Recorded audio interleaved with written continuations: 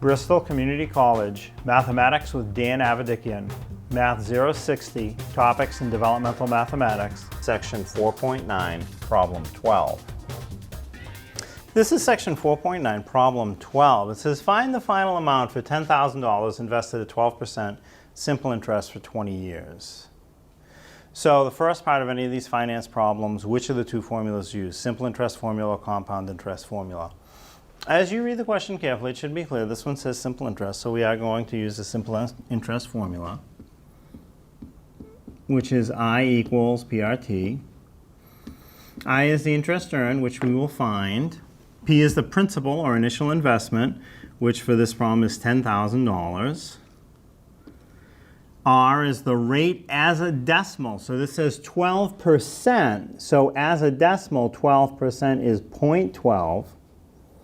Then times T. T is time in years. So time in years, that's 20 because it says 20 years. So we have to multiply 10,000 times 0.12 times 20. And most teachers will let you use a calculator for this. This one isn't too bad. So you just multiply right across. Put the 10,000 on your screen first times 0.12. It's going to give you 1,200. Just leave 1,200 on the screen. Go times 20. And it'll tell you that the answer is 24,000. Now, you have to be a little careful because that's not really the final answer. That's the value for I, the interest earned. 20 years is a long time, so you put in 10,000 at 12% simple interest and it'll generate $24,000 of interest. The question says find the final amount though, not find the interest earned.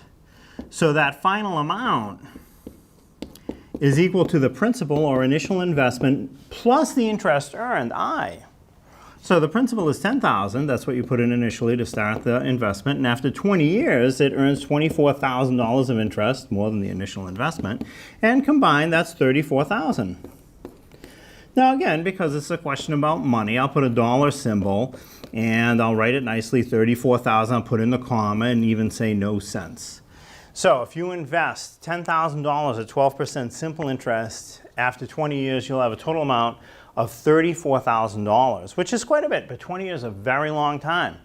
Now, the next question compares this same amount of money, same amount of time, same interest, but it's compounded. And you'll see that it's a much bigger answer if you compound it. So if you're curious, take a look at problem 13.